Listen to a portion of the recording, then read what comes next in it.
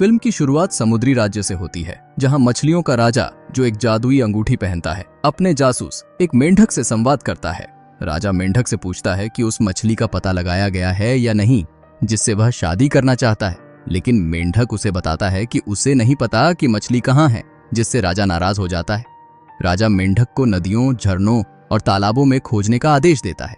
फिर हम एक रूसी गांव में चले जाते हैं, जहां हम एक अंधे लोहार और उसके बेटे इवान के घर को देखते हैं, जिसे उसका कुत्ता जगाता है। इवान एक दयालु दिल का युवा है, हालांकि कुछ ना समझ भी। जब वह घर से बाहर जाता है तो उसका अंधा पिता उसे लोहार का काम सीखने के लिए कहता है, जिस पर इवान सहमति जताता है। उसका पिता उसे कुछ मछली पकड़ने के लिए कहता है, इसलिए इवान एक बाल्टी और एक कांटा लेकर नदी की ओर चल पड़ता है, जो बर्फ से ढकी हुई है। नदी पर पहुंचकर इवान बर्फ में एक छेद करता है और अपना कांटा पानी में डालता है। अचानक पानी में बुलबुले बनने लगते हैं और इवान हैरान होकर पीछे हटता है, जब पानी की एक धार एक मछली को सीधे उसकी बाल्टी में फेंक देती है। इवान मछली पकड़ने की आसानी से खुश होकर खाना बनाने की सोच में घर वापस लौटता है, लेकिन मछली आश्चर्यजनक रूप से उससे बात करती है और उसे नहीं पकाने की गुजारिश करती है।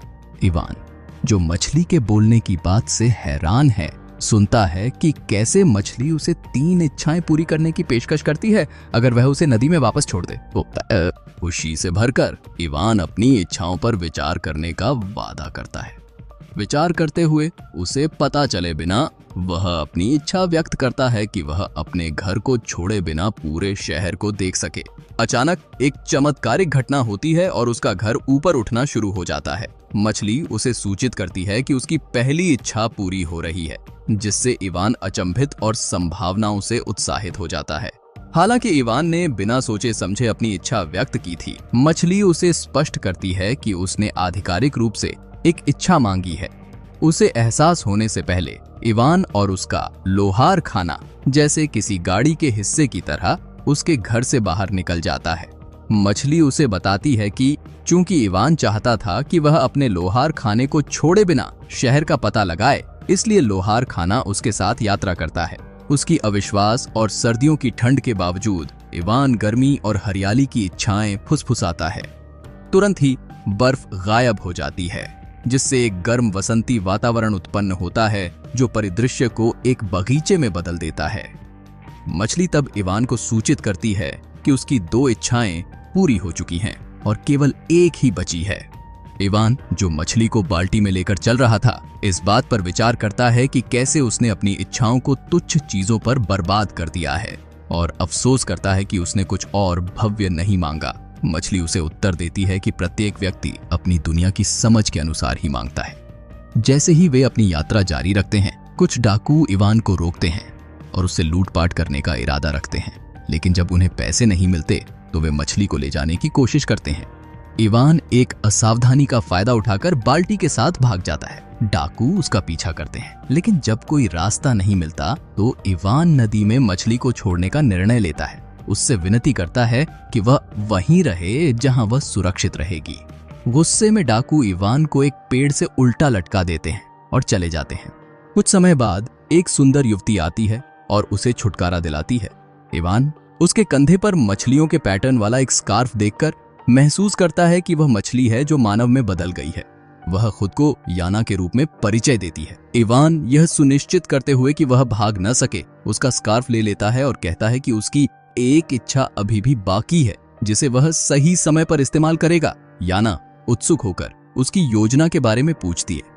इवान खुलासा करता है कि उसका उद्देश्य रूस के जार की बेटी से शादी करना है। याना उसे पूछती है कि क्या यह उसकी तीसरी इच्छा होगी, जिस पर इवान बताता है कि वह इसे अपने दम पर हासिल करने की कोशिश करेगा और उसका समर्थन मांगता है। वह सहमत हो जाती है और अगला दृश्य हमें जर के महल में ले जाता है, जहां एक नौकरानी राजकुमारी नैन्सी को सूचित करती है कि इंग्लैंड का एक दूत आ रहा है। खबर जिसे सुनकर वह खुश हो जाती है।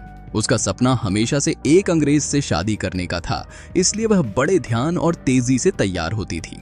हालांकि राजा जार को अंग्रेजों से गहरी नाराजगी थी और वह बिल्कुल नहीं चाहते थे कि उनकी बेटी की शादी एक अंग्रेज से हो। इस बीच इंग्लैंड का दूत राजा की मंजूरी पाने और उनकी बेटी का हाथ मांगने के इरादे से पहुंचा। अपने उद्देश्य के लिए उसने राजकुमारी नैन्सी को एक छाता भेंट किया, जिसे पाकर वह खुशी से भर उठी। लेकिन राजा जार को यह सब पसंद नहीं आया और उन्होंने दूत को डांटते हुए कहा कि अंग्रेज लूटने की नीयत से ही आते हैं। दूत उनकी धारणा बदलने की कोशिश में एक उपहार प्रस्तुत करता है, जिससे उम्मीद करता है कि वह अंग्रेजों के बारे में उनकी राय बदल देगा। उसी क्षण इवान और याना राज्य में पहुंच गए। दूत ने राजा को एक अजीब उपकरण दिखाया जो खुद से संगीत पैदा करता था, यह तथ्य छिपाते हुए कि उस मशीन के अंदर एक आदमी था जो एक बटन दबाकर संगीत बजा रहा था। इस चाल के बारे में और कोई नहीं जानता था। जबकि दूत संगीत का प्रदर्शन कर रहा था, इवान और याना महल की दीवारों के पीछे से देख रहे थे। प्रदर्शन के बावजूद राजा प्रभावित नहीं होता और सूचित करता है कि उन्हें ऐसी मशीन की आवश्यकता नहीं है। लेकिन नैन्सी पूरी तरह से अंग्रेज दूत से प्रेम में पड़ गई थी और उससे शादी करना चाहती थी। एक भावपूर्ण क्षण के दौरान राजदूत ने नैन्सी का हाथ चूमना शुरू कर दिया, जबकि राजा असमंजस में अपनी बेटी को दूसरे विचारों के लिए मनाने का उपाय नहीं समझ पाया।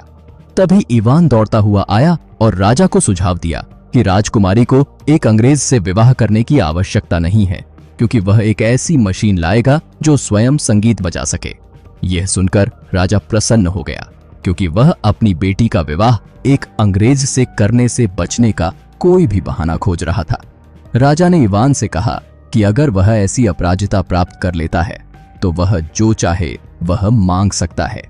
इवान ने पूछा कि क्या वह राजकुमारी से विवाह कर सकता है, और राजा ने सहमति दी। राजकुमारी हालांकि इसे सुनकर नाराज हो गई, क्योंकि वह राजदूत से विवाह करना चाहती थी और उसे इवान पसंद नहीं था और वह उसे डराने की कोशिश करती रही। लेकिन इवान अपने उद्देश्य में दृढ़ रहा। फिर राजा ने आदेश दिया कि इवान को उसकी खोज के लिए नए कपड़े और जूते दिए जाएं, क्योंकि इवान गरीब था और वह उसे इस कार्य के लिए उचित रूप से सज्जित करना चाहता था। इवान, जिनके पैर केवल पुराने मौजों में ढके हुए थे, राजा के प्रस्ताव से खुशी से भर गए। बाहर निकलते हुए उसने यह समाचार याना के साथ साझा किया। याना ने उसे चेतावनी दी कि हालांकि वह संगीत वाद्य अस्तित्व में था, उसे प्राप्त करना अत्यंत कठिन था। जब इवान ने पूछा क्यों, याना ने समझाया कि वह वाद्य एक प्राणी के पास था जो गहरे जंगल में रहता था, और जो भी उसे वापस लाने की कोशिश की थी वे कभी जीवित वापस नहीं आए। याना ने प्रकट किया कि उस वाद्य में विचित्र शक्तियां थीं। अगर वह एक खुशनुमा धुन बजाता तो यह लोगों को नृत्य करने के लिए प्रेरित करता, जब तक कि वे थक कर गिर नहीं जाते और प्राणी द्वारा खा लिए जाते। अगर यह एक उदास धुन बजाता तो यह लोगों को रोने पर मजबूर करता, जब तक कि वे सो नहीं जाते और उन्हें भी प्राणी द्वारा खा लिया जाता। खतरे को समझते हुए इवान ने जोखिम उठाने का निर्णय लिया और याना के साथ मिलकर खोज के लिए खाद्य पदार्थों के साथ एक बैग तैयार किया। जैसे जैसे वे गहरे जंगल में आगे बढ़ते गए, कठिन रास्तों को पार करते हुए वे अपनी मंजिल के करीब आ रहे थे। जंगल के प्रवेश द्वार पर पहुंचकर याना ने इवान को संकेत दिया कि उसे अकेले ही आगे बढ़ना होगा। जब इवान घने जंगल में आगे बढ़ रहा था, वह खोपड़ियों और हड्डियों से घिरा हुआ था, जो उन लोगों की गवाही दे रहे थे जिन्होंने पहले यह मिशन किया था। अचानक उसने प्राणी की आवाज सुनी, जिसने पूछा कि क्या वह भी संगीत वाद्य की खोज में था। इवान ने अपने इरादे की पुष्टि की, जिस पर प्राणी ने एक चुनौती रखी।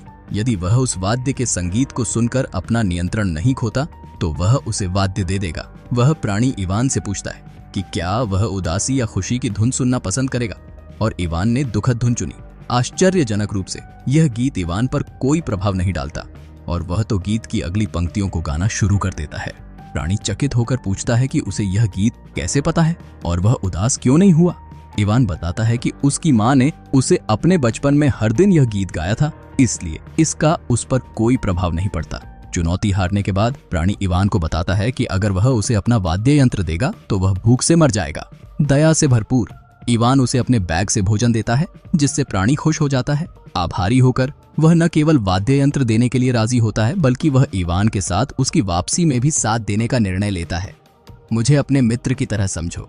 दूसरी ओर नदी के किनारे याना शांतिपूर्वक इवान का इंतजार कर रही है। अचानक राजा मछली का एक संदेशवाहक, एक मेंढक, उसके पास आता है और उसे एक संदेश देता है। राजा मछली ने उसे हर जगह ढूंढा है और चाहता है कि वह तुरंत उससे मिलने आए और शादी कर ले। याना दृढ़ता से जवाब देती है, कहती है कि वह राजा को सूचित करे कि वह कभी उससे शादी नहीं करेगी। उसी समय इवान अपनी बिल्ली और एक संगीत वाद्य यंत्र के साथ आता है और याना और मेंढक के बीच की बातचीत सुनता है। याना उत्सुकता से इवान से पूछती है कि क्या उसने अंततः वह संगीत वाद्य यंत्र पाया। इवान हाँ में सिर हिलाता है और थोड़ी देर बाद दोनों वापस लौटने का निर्णय लेते हैं। वापसी की राह में इवान याना से कहता है कि वह समझता है कि उसने राजा मछली के साथ शादी करने से इनकार क्यों किया, क्योंकि वह वहां से भाग गया था। याना पुष्टि करती है, कहती है कि वह उसे प्यार नहीं करती। अगले दृश्य में कार्रवाई राजा जार के महल में स्थानांतरित हो जाती है, जहां इंग्लैंड का एक दूत अब इटली के दूत के रूप में प्रच्छन्न राजा को राजकुमार और राजकुमारी की शादी की अनुमति देने के लिए मनाने की कोशिश करता है। वह उसे पहचान लेती है और खुश होती है। हालांकि उसके हाथ मांगने से पहले इवान संगीत वाद्य यंत्र के साथ पहुंचता है और उसके संकेत पर बिल्ली खुशी के मेलोडीज बजाना शुरू कर देती है, जिससे अदालत में सभी लोग बिना रोक टोक के थकान से नाचने लगते हैं, क्योंकि संगीत जादुई होता है। अंततः इवान के अनुरोध पर बिल्ली संगीत रोक देती है। राजा प्रभावित होकर इवान को अद्भुत वाद्य यंत्र के लिए बधाई देते हैं और निर्णय लेते हैं कि वह बिल्ली और वाद्य यंत्र दोनों को महल में ही रखेंगे। इवान अपने समझौते को याद करते हुए राजा से उनका वादा पूरा करने के लिए कहता है कि वह अपनी बेटी नैन्सी का विवाह उससे करें। राजा मान जाते हैं, लेकिन नैन्सी चतुर और गर्वित केवल अंग्रेजी राजदूत से विवाह करना चाहती है। इवान के साथ विवाह से बचने के लिए वह प्रस्ताव करती है कि वह एक ऐसा काम करे जो उसके विचार में पूरा करना असंभव होगा। उम्मीद करती है कि इस तरह वह उसे हमेशा के लिए छुटकारा पा सके। भोलेपन में इवान चुनौती स्वीकार करता है, वादा करता है कि वह कोई भी काम करेगा। नैन्सी निर्णय लेती है कि वह अगले दिन उसे बताएगी कि काम क्या है। फिर इवान याना से मिलता है, जो उसे खुश देखकर पूछती है कि क्या उसकी राजकुमारी के साथ शादी हो गई है। इवान जवाब देता है कि नहीं, क्योंकि नैन्सी ने उससे शादी करने से पहले एक चुनौती पेश की है। उसने मुझसे वादा किया था कि अगर मैं आखिरी काम पूरा कर लेता हूं तो वह मेरे साथ शादी करेगी। उस रात राजकुमारी नैन्सी गोदाम में गई ताकि वह अपनी दुष्ट मां की आत्मा को बुला सके। आत्मा के प्रकट होने पर उसने पूछा कि उसे इतनी देर में क्यों बुलाया गया है। नैन्सी ने स्वीकार किया कि वह इवान को ऐसा काम सौंपना चाहती है जिसे वह कभी पूरा न कर पाए और इस तरह उसे हमेशा के लिए छोड़ सके। उसकी मां ने एक विशेष रूप से कठिन चुनौती का सुझाव दिया। अगले दिन योजना के अनुसार राजकुमारी ने राजदूत को राजा को एक अद्भुत मशीन दिखाने का निर्देश दिया। यह यंत्र जब उसमें सब्जियां डाली जाती तो वह अपने आप उन्हें काट देता और जब उसमें फल डाले जाते तो वह खुद से रस निकाल देता। लेकिन किसी को नहीं पता था कि मशीन के अंदर एक व्यक्ति छिपा हुआ था जो सारा काम कर रहा था, जबकि सभी को लगता था कि यंत्र खुद से काम कर रहा है। राजदूत ने राजा से पूछा कि क्या उनके राज्य में ऐसी कोई समान चीज है। राजा के जवाब देने से पहले नैन्सी ने हस्तक्षेप करते हुए पूछा कि क्या इवान कोई ऐसी चीज ला सकता है जो खुद से भोजन परोसे और फिर खुद से उसे साफ भी कर दे। राजा ने कहा कि उन्होंने एक जादुई चादर के बारे में सुना है जो यह कर सकती है, हालांकि उन्होंने कभी उसे देखा नहीं था। नैन्सी ने चालाकी से राजा से प्रस्ताव किया कि अगर इवान वह जादुई चादर ले आता है तो वह उससे विवाह कर लेगी। इस शर्त पर इवान ने जादुई चादर की खोज में याना के साथ यात्रा शुरू की। अपनी यात्रा के दौरान याना ने उसे बताया कि चादर जॉन और रॉन नाम के दो भाइयों के पास थी, जो वर्षों पहले शहर छोड़कर पहाड़ी क्षेत्र में रहने चले गए थे। समय के साथ ये भाई आलसी हो गए थे, क्योंकि चादर उन्हें बिना किसी परिश्रम के भोजन प्रदान करती थी। अपनी यात्रा जारी रखते हुए इवान और याना एक बूढ़े दंपति के घर पर रुके, जो अपनी गरीबी के बावजूद गहरा प्रेम करते थे। याना ने टिप्पणी की कि दो लोगों के बीच का प्यार सुई और धागे की तरह होना चाहिए, जहां एक दूसरे के बिना अधूरा है, जो कि उस बूढ़े जोड़े के संबंध को दर्शाता है। बातचीत करते हुए वे सुंदर हरे खेतों से गुजरते हुए पहाड़ी क्षेत्र में पहुंचे, जहां उन्होंने अंततः उन भाइयों को पाया जो गतिहीनता के कारण नोटेबल रूप से मोटे हो गए थे और ऊंची चट्टानों के बीच में बैठे जादुई चादर के साथ थे। भाई खाने से थक चुके थे और विश्राम करने की सोच रहे थे। तभी इवान ने उनसे जादुई चादर मांगी। यह उन्हें बहुत बुरा लगा और गुस्से में उन्होंने इवान के सिर पर एक नारियल फेंक दिया, जिससे वह बेहोश हो गया। याना तुरंत मदद के लिए आई और उन भाइयों को पानी में अपना प्रतिबिंब देखने का सुझाव दिया। वर्षों की सुस्ती से उनकी शक्ल जानवरों की तरह बदल गई थी, जिसे देख वे बहुत दुखी हुए और याना से समाधान मांगा। याना ने उन्हें सलाह दी कि वे जादुई चादर को त्याग दें ताकि वे अपनी सुस्ती को पीछे छोड़ सकें और अपने भोजन के लिए स्वयं परिश्रम करें। भाइयों ने सहमति व्यक्त की और चादर याना को सौंप दी, जिसे लेकर वह और इवान, जो अब होश में आ चुके थे, वहां से चले गए।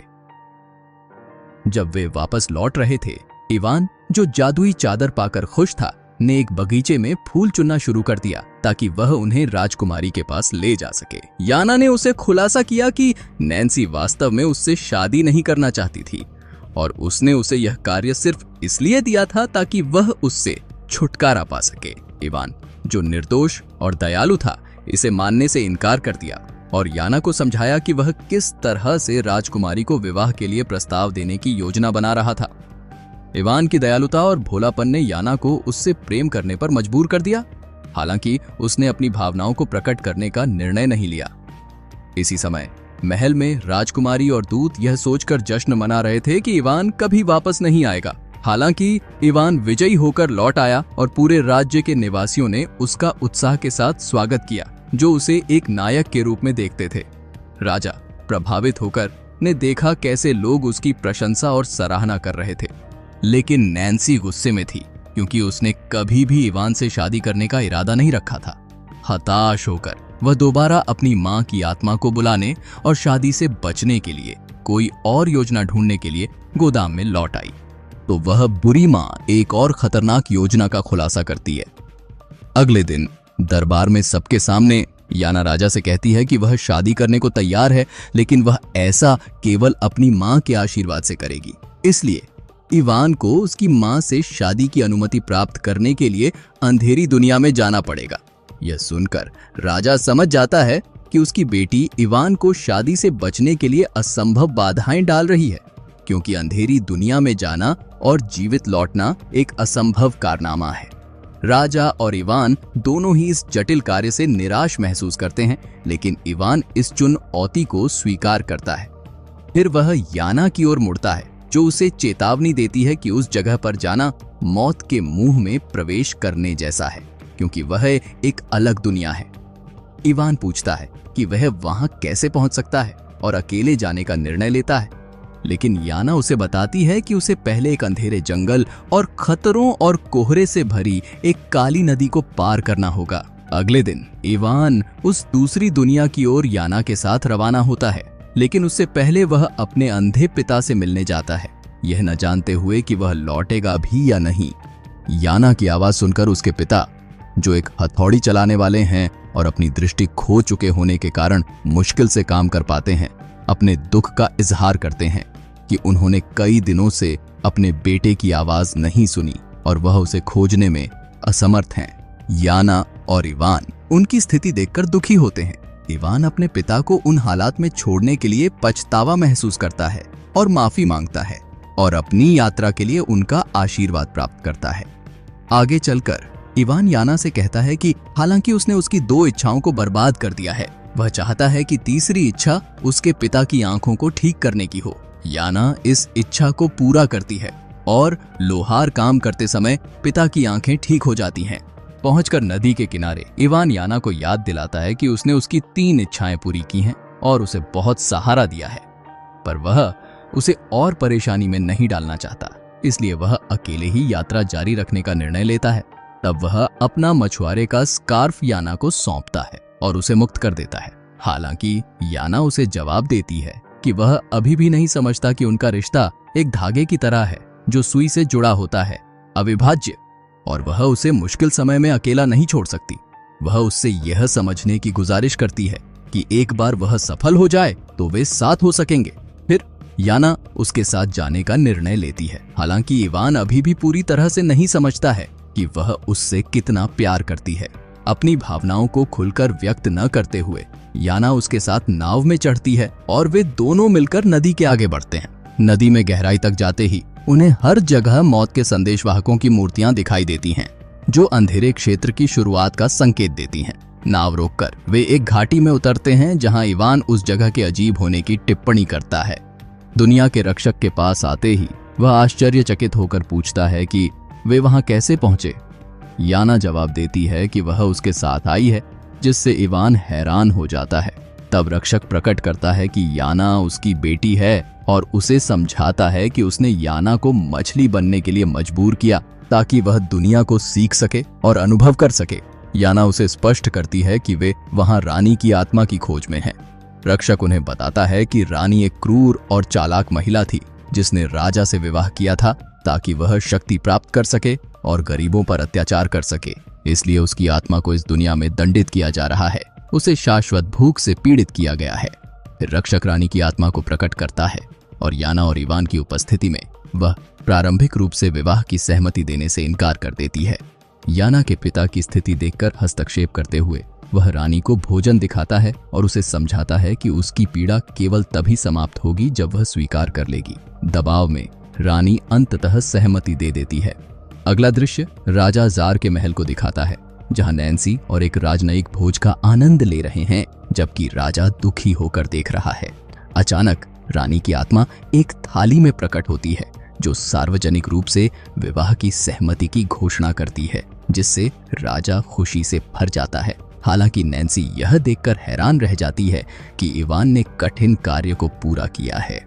मध्यांतर में अंधेरी दुनिया में याना अपने पिता का धन्यवाद करती है और इवान के साथ नाव पर वापस लौटने को तैयार होती है। रास्ते में वह इवान से कहती है कि उसने सबसे कठिन कार्य पूरा कर लिया है। अब तुम्हें मेरी जरूरत नहीं है, इसलिए मुझे भूल जाओ। वैसे भी तुम राजकुमारी से शादी करोगे, उसने उदासीनता से कहा। लेकिन इवान ने उत्तर दिया, मैं तुम्हें भूल नहीं सकता और न ही मैं ऐसा करना चाहता हूं। याना दुख और उदासीनता के मिश्रण के साथ उसे याद दिलाती है कि जो लोग उस जगह से लौटते हैं वे अपनी याददाश्त खो बैठते हैं।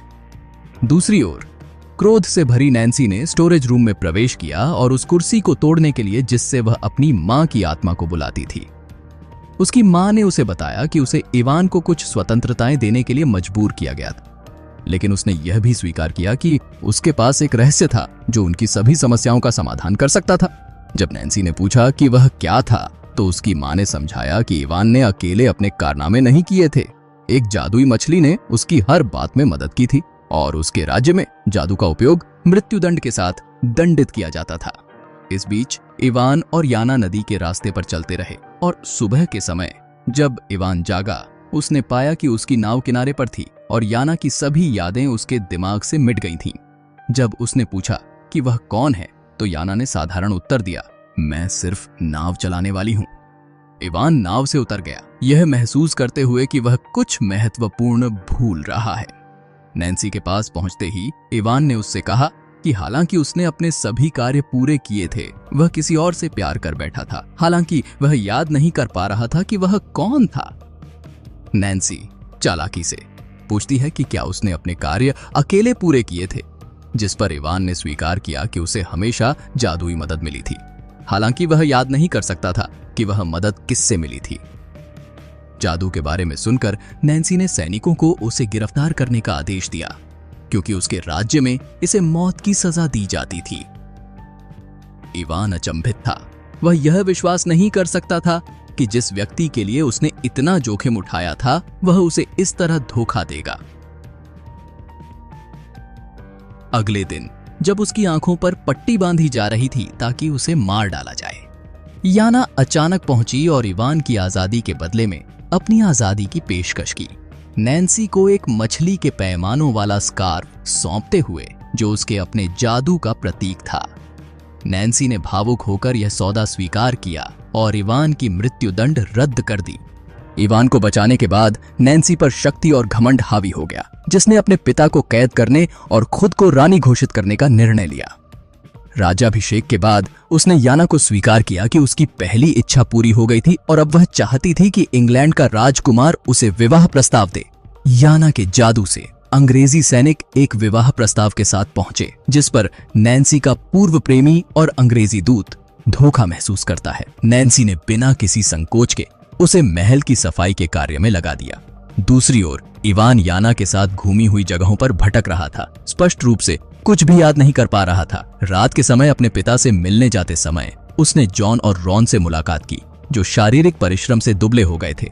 उसके पिता ने उसे याद दिलाया कि वह आखिरी बार याना के साथ वहां आया था, और जॉन के हाथ में धागा और सुई देखकर उसकी सारी यादें याना के साथ लौट आईं। अपने प्यार को फिर से पाने के लिए दृढ़ संकल्पित इवान ने अपने पिता और भाइयों की मदद से महल के दरवाजे तोड़ दिए। नैन्सी का सामना करते हुए इवान ने याना की रिहाई की मांग की और चेतावनी दी कि अगर नैन्सी ने ऐसा नहीं किया तो वह सैनिकों के खिलाफ प्रतिशोध लेगा। हमेशा चालाक नैन्सी ने याना से तीसरी इच्छा पूरी करने को कहा, उसे अपनी तरह एक जादूगरनी बनाना। याना ने इच्छा तो पूरी की, लेकिन एक अप्रत्याशित मोड़ के साथ नैन्सी एक मछली में बदल गई। इस रूपांतरण को उलटने की कोशिश में नैन्सी को पता चला कि वह अपनी भलाई के लिए जादू का उपयोग नहीं कर सकती। उसी समय पास के एक कुएं से पानी फूटने लगा और मछली राजा प्रकट हुआ, जिसने नैन्सी को याना समझ लिया और उसे पानी के भीतर विवाह के लिए ले गया। नैन्सी से मुक्त होकर सभी ने जश्न मनाया। इवान के पिता को रिहा कर दिया गया और उन्हें फिर से राजा बना दिया गया, जबकि इवान और याना ने आखिरकार एक दूसरे के प्रति अपने प्रेम को व्यक्त किया और साथ रहने का निर्णय लिया। इस प्रकार इस जादुई और रोमांचक कहानी का अंत हुआ।